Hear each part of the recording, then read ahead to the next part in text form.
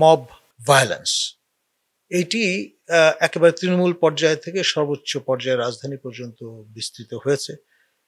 এই মিটফোর্ডের ঘটনাটি হচ্ছে আই ওপেনার।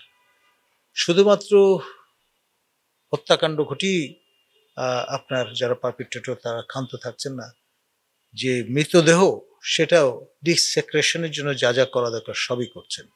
মানে ন্যূনতম স্যানিটি থাকলে আশপাশের লোকজন দাঁড়িয়ে দাঁড়িয়ে বিষয়টা দেখতো না, এবং আপনার মুষ্টিমেয় কয়েকজন লোক তারা এই কাণ্ডটি করলো, তাতে তারা বাধা প্রদানের চেষ্টা করলো না।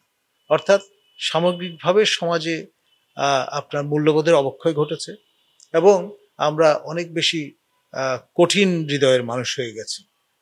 চোখের সামনে আপনার একজনকে বধ করা হচ্ছে এবং আমরা নির্বিকার চিত্তে তা দেখছি। এটা হতে পারে না। বাংলাদেশের মানুষ কখনোই এরকম ছিল না। এবং আপনার যে প্রাইডটা আমাদের আছে, যে আমরা এমন একটি জাতি যেখানে সৌহার্দ্য সবসময় সমাজের মধ্যে বিদ্যমান ছিল, আছে এবং থাকবে, এরকম একটা প্রাইড নিয়ে আমরা বাঁচতে চাই।